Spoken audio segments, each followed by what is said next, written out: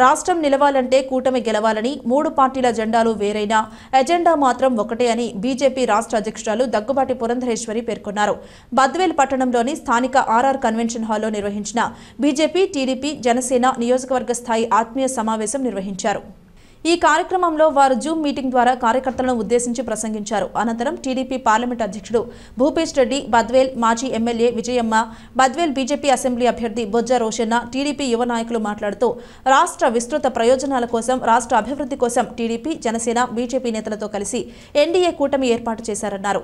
రాష్ట్ర ప్రభుత్వ ప్రయోజనాలను దృష్టిలో ఉంచుకుని ఇచ్చిపుచ్చుకునే ధోరణిలో భాగంగా సీట్లను కూడా పంపిణీ చేయడం జరిగిందన్నారు.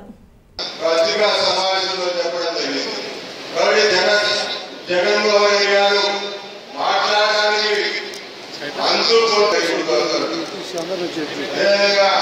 రైతులకు అండగా అక్కడ ఎవరు దీన్ని నిర్మించినారంటే జగన్మోహన్ రెడ్డి అని చెప్పి మీకు తెలుస్తారని చెప్పి వారి కార్యకర్తలు ఉద్భవం చేస్తా ఉన్నాడు. కానీ ఆ గ్రామ సచివాలయాల నిర్మాణంలో ఆయన పాత్ర ఏమీ లేదు.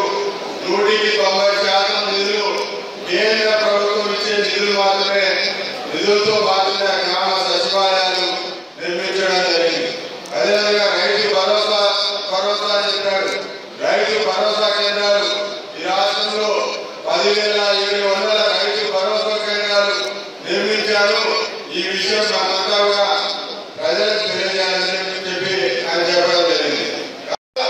జరుగుతున్న విషయాన్ని మనం తెలియజేయాల్సిన అవసరం మన అందరికీ ఉంది. అందుకే ఈరోజు ఈ సభ ద్వారా మీ అందరికీ దిశానిర్దేశం, ప్రతి ఒక్క కార్యకర్తకి మనం ఇవ్వాల్సిన మనోధైర్యం మరియు ఇక్కడ జరిగే పరిస్థితులు ఖచ్చితంగా వివరించాల్సిన అవసరం ఉంది. ఈరోజు మీరందరూ ఓపిక చేసుకొని వినండి. ఎందుకంటే ఇన్ని రోజులు మాట్లాడే విషయాలు కూడా మాట్లాడాల్సిన అవసరం ఉంది. ఈరోజు ముఖ్య ఉద్దేశం, మనం ఉమ్మడి అభ్యర్థులు పెట్టుకున్నాం. దేనికి పెట్టుకున్నాం, ఎందుకు పెట్టుకున్నాం?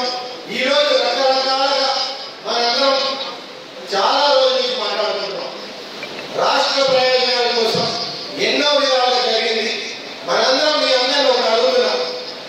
ఈరోజు మనం 5 నెలలు 6 నెలలుగా ఆర్నిసలు కష్టపడి ఇక్కడ ఉన్న ప్రతి ఒక్క కార్యకర్త బూత్ వారీగా, పంచాయతీ వారీగా, మండల వారీగా పాదయాత్ర చేశాం. 5 నెలలుగా కష్టాలు పడ్డాం. రైతు పోరాటం చేశాం. ప్రతి ఒక్క కార్యకర్త ఇక్కడ ఉన్న వాళ్ళు అలా మన్నించండి, బీజేపీ, జనసేన కార్యకర్తలు కూడా. ఎందుకంటే ఈరోజు తెలుగుదేశం కార్యకర్తలు మనందరం కలిసి పోరాడాలా. ఒక 2 నిమిషాలు వివరించాల్సిన అవసరం ఉంది. మనం ఈ 5 ఏళ్ళు కష్టపడ్డాం. ఈరోజు మనం మద్దతు ఇవ్వాల్సిన అవసరం ఎందుకు వచ్చింది? ఈరోజు తెలుగుదేశం ఉమ్మడి అభ్యర్థిగా బీజేపీ కేటాయించినప్పుడు మనందరం మన బాధ్యతగా ఈరోజు మన కష్టాన్ని కూడా వృధా చేయకుండా మనలో ఉన్న బాధ్యత కూడా బాధ్యతగా మార్చుకొని మన కోసం అంటూ ముందుకు వచ్చిన రోషన్న గారిని మీ అందరితో పాటు కలిసి తిరిగిన రోషన్న నిలబెట్టుకోవాల్సిన అవసరం ఉండాలి. నైతికంగా మనం గెలిచేవాళ్ళేనా? నైతికంగా గెలిచేవాళ్ళేనా?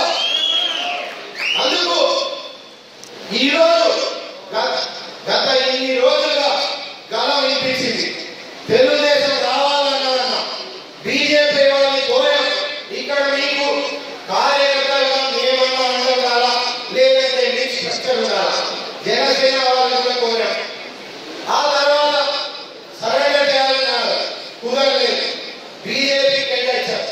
దాన్ని శిరసావహించి చంద్రబాబు నాయుడు గారు, మరియు పురంధేశ్వరి గారు, మరియు పవన్ కళ్యాణ్ గారు వాళ్ళ ప్రయత్నాలు కలిగి వాళ్ళు కేటాయించినప్పుడు ఈరోజు రాష్ట్రం కోసం ఈరోజు మధ్యలో మనందరం ఇక్కడ ఉన్న కార్యకర్తలందరం త్యాగం చేశారు. ఈరోజు నిలబడిన కారణం మాకు బాధ ఉండొచ్చు, మీ బలంలో మేమందరం నిలబడ్డాం. మీ అందరి బలం కోసమే ఈరోజు ఇక్కడ నిలబడ్డామంటే మీ అందరి ధైర్యం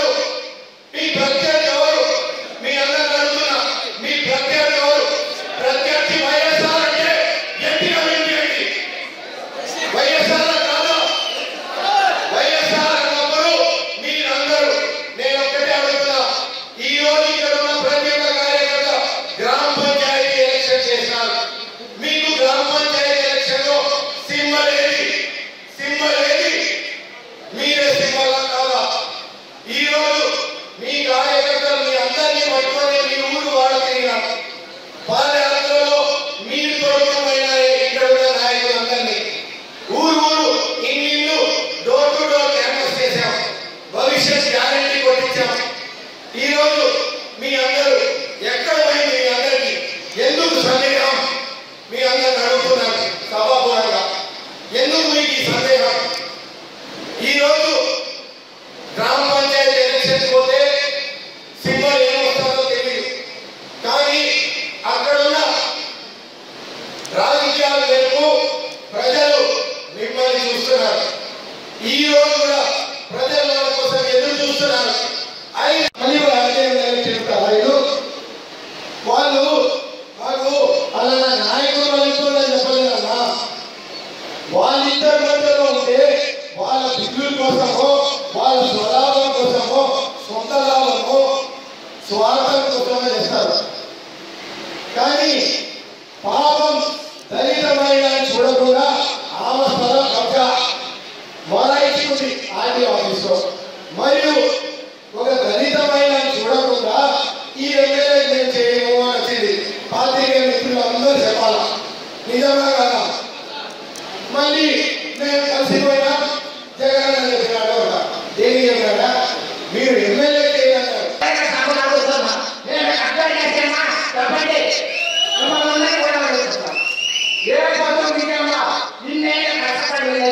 ఎవరు భూములు కబ్జాలు చేయక మంచి పేరు తెచ్చుకున్నా, అంతేగాని గోవాన్ని ఆశించారా? ఈరోజు ఎవరైనా కూడా మాట నిలిపొద్దు క్యాండిడేట్ డిక్లేర్ చేశాం. ఎవరైనా కూడా మాట్లాడితే మీరు కార్యకర్తలే కానీ తల్లి కొట్టండి అని మనసారా బాధలో చెప్తున్నా. ఎందుకంటే వాళ్ళ భర్త అనేది కొంతమంది చూస్తున్నారు, అది మంచిది కాదు. మనందరం కలిసికట్టుగా పనిచేసి ముగ్గురు పార్టీలు కలిసిన ఒక్కరిని ఓడగొట్టలేమా? ముగ్గురు పార్టీలు జైలు చేయగలుగుకొని ముందుకు పోతే ఒక్కరిని ఓడగొట్టలేమా అని మేము అందరూ కూడా అడుగుతున్నా. మీరందరూ ధైర్యంగా నేనున్నా నిజంగా మేము నడిపిస్తామని ఒక్కసారి మనసారా మీరు హృదయం చేసి చెప్తే మేము కూడా ముందుకు పోతాం. కూర్చుందాం అలా పార్టీని అభ్యర్థిని ఓడగొట్టే వద్దు. ఇంకా కూర్చున్నాం చెప్పండి, ఇంకా కూర్చున్నామా? ముందుకు పోతా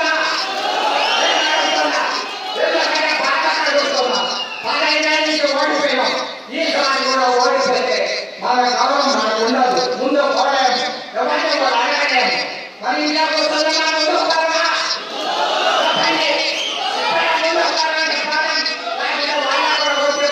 ఇంకా కూర్చున్నాం. ఇంకా కూడా మీరు వేరే వాళ్ళతో చేతులు కలిపితే మన గుర్తు మనం కోసుకున్నట్లే నేను మాట్లాడుకుంటున్నా. ఈ రోజు ధైర్యంగా చేసి కలిపి జనసేన బీజేపీ మనకు తెలియజేస్తాం. 3 చేతులు కలుపుకోవడం ముందుకు పండించిపోయి కార్యకర్తలు మనకి ఎలక్షన్ అని ప్రతి బూత్లో గుర్తు గురించి ప్రాబ్లమే లేదు. మీరు పంచాయతీ ఎలక్షన్ చేసిన అన్ని చేసి మీకు అన్నీ తెలుసు. గుర్తు గురించి అవసరమే లేదు. గుర్తు పెట్టుకొని ముందుకు పోయి గెలిపిస్తారని మనసా వాదపడుకుంటూ మళ్ళా మనం బీజేపీ అభ్యర్థి కానీ ఎవరు పెట్టారు జనసేన అభ్యర్థి పెట్టారనే విషయం గెలిపించుకుంటుంది. గుండెలతో ముందుకు పోతున్నారు. ఇప్పుడు మనందరం బీజేపీ జనసేన ఆత్మీయ సమావేశంలో ఇలా మనమందరము కలుసుకోవడం, ఇక్కడ మనందరి ఆలోచనలు పంచుకోవడము నిజంగా ఎంతో మంచి ఆలోచన. ఎంతో ఎలక్షన్స్ మనము వెళ్ళే ముందు ఎంతో శుభపరిణామం. ముఖ్యంగా గత 15 రోజుల నుండి మన నియోజకవర్గంలో జరుగుతున్న పరిణామాలను మన వాళ్ళు మీరందరూ గమనించారు. జనసేన తెలుగుదేశం కూటమితో మనం ప్రతిసారి పాదయాత్ర దగ్గర నుండి మరి నిన్నటి మన ప్రచారం వరకు ప్రజల సమస్యలు తెలుసుకుని వారి కష్టాలను 100 రోజుల్లో తీర్చామని మనం ప్రజలకు హామీ ఇచ్చి జనసేన మిత్రులతో కలిసి వాళ్ళకెంతో భరోసా కొట్టామని చెప్పి మనము విజయవంతంగా మన ప్రజాన్ని ప్రజలకు తీసుకెళ్ళగలిగాము. దానివల్ల మనము బద్వేలు తాలూకాను మన రాష్ట్రము బద్వేలు వైపు చూసినట్టు చేయగలిగాం. తదుపరి కొన్ని పెద్దల విధానపరమైన నిర్ణయాలతో మన బద్వేలు బీజేపీకి కేటాయించడమైనది. అయినప్పటికీ మనకేమి ఏదైనా మనం ఎన్నికలకు అనుకున్నాము, మన పని మనం తెలుసుకుంటుండగా మరి మన పెద్దలు మన నాయకులు విజయమ్మ గారి ఆశీస్సులు, కిషన్ గారి ప్రోత్సాహాలు, బీజేపీ పెద్దలు, మన తెలుగుదేశం పెద్దలు, జనసేన పెద్దలు, వారందరి ఆశీస్సులతో మళ్ళీ బద్వేలు టికెట్ మనకే కేటాయించడం జరిగింది. చాలా సంతోషం. ఈ విధంగా నేను 2 జెండాలు వేసుకొని మీ దగ్గరకు వచ్చి మీ ఆశీస్సులు పొందిన నేను ఈరోజు 3 జెండాలతో మళ్ళీ మన మేడం గారి ఆశీస్సులతో, మన పెద్దల ఆశీస్సులతో మీ దగ్గరికి ఈ విధంగా రావడం జరిగింది. నన్ను మరోసారి ఆశీర్వదిస్తారని మీ అందరినీ వేడుకుంటున్నాను.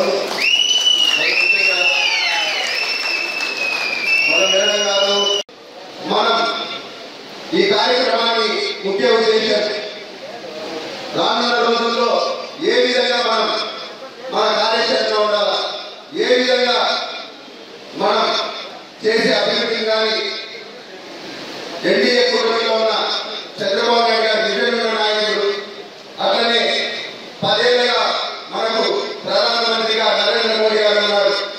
భారతదేశాన్ని ఏ విధంగా ముందుకు నడుపుకుంటూ మన ప్రపంచ దేశాలలో మనకు భారతదేశం వైపు చూసేటట్టు చేశారు ఈ 10 ఏళ్ళ గవర్నమెంట్.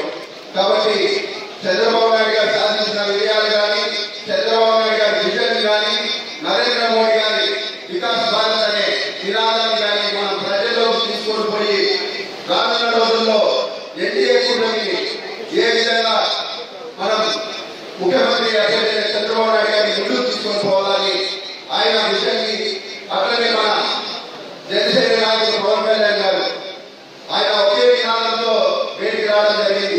2019 ఎలక్షన్స్ అయిపోయిన తర్వాత సంవత్సరం కాలంలో గ్యాప్ ఇచ్చిన తర్వాత ఇప్పుడున్న ముఖ్యమంత్రి ప్రజా వ్యతిరేక పాలన సాగిస్తున్నాడు, అరాచక పాలన సాగిస్తున్నాడు, రైతులకు వ్యతిరేకంగా పాలన సాగిస్తున్నాడు, ఉన్న ఉద్యోగస్తులకు తయారీ జీతాలు ఇవ్వలేకపోతున్నాడు, కొత్త ఉద్యోగాలు క్రియేట్ చేయలేకపోతున్నాడు అనే ఒక ఉద్దేశంతో పవన్ కళ్యాణ్ గారు మొట్టమొదటిగా ఇది గుర్తుపెట్టుకొని ప్రజా వ్యతిరేక ఓట్లు చీలగొట్టు, ఖచ్చితంగా ప్రజా వ్యతిరేక ఓట్లు చీలగొట్టులో ఉండాలంటే ఏ విధంగా అడుగు వేయాలో ఆ విధంగానే పవన్ కళ్యాణ్ గారు అడుగు వేస్తూ ముందుకు సాగినారు.